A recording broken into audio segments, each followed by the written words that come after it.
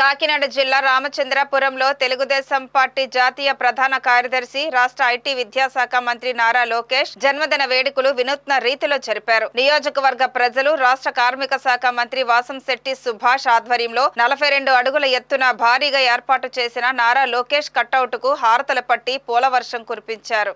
ఈ సందర్భంగా మంత్రి వాసంశెట్టి సుభాష్ మాట్లాడుతూ పార్టీ అభివృద్ధి, కార్యకర్తల సంక్షేమే ధ్యేయంగా మంత్రి నారా లోకేష్ కృషి చేస్తున్నారని ప్రశంసించారు. రాష్ట్రానికి పెట్టుబడులు తీసుకొచ్చేందుకు ముఖ్యమంత్రి చంద్రబాబు నాయుడు, డిప్యూటీ సీఎం పవన్ కళ్యాణ్ తో కలిసి నారా లోకేష్ అలుపెరగని కృషి చేస్తున్నారన్నారు. తెలుగుదేశం పార్టీ కార్యకర్తల సంక్షేమే లక్ష్యంగా 5 లక్షల ఇన్సూరెన్స్ బీమాను అమలులోకి తెచ్చి చరిత్ర సృష్టించారన్నారు. ఈ కార్యక్రమంలో మంత్రి వాసంశెట్టి సుభాష్, తండ్రి వాసంశెట్టి సత్యం, జనసేన ఇన్ఛార్జ్ పోలిశెట్టి చంద్రశేఖర్, కూటమి నాయకులు, పెద్ద ఎత్తున మహిళలు, కార్యకర్తలు, అభిమానులు పాల్గొన్నారు. 42వ పుట్టినరోజు శుభాకాంక్షలు లోకేష్ గారికి. అధికారంలోకి వచ్చిన తర్వాత ఇది మొదటి పుట్టినరోజు. ఇక రామచంద్రపురం నియోజకవర్గంలో అత్యధిక సంఖ్యలో మహిళలు వచ్చారు.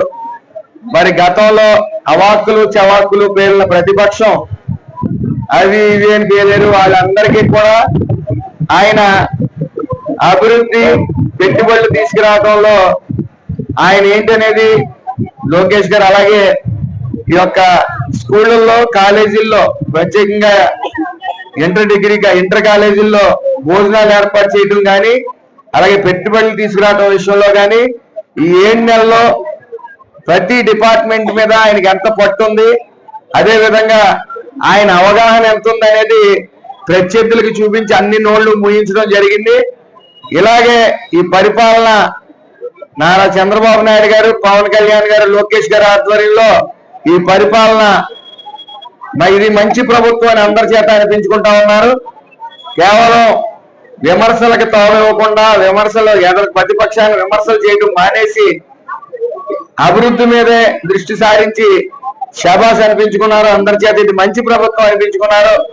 మరి ఇందులో కీలక పాత్ర వహించిన లోకేష్ గారికి ప్రత్యేకంగా ఈ రోజు అందరం కూడా ఈ పుట్టినరోజు శుభాకాంక్షలు తెలియజేయడానికి, ఆయన ఉన్న దిష్టి ఆయనకి చిన్న చిన్న దిష్టి తగులుతూ ఉంది, అవన్నీ పోవాలని మహిళలందరూ కూడా ఈ రోజు దిష్టి తీయడం జరిగింది.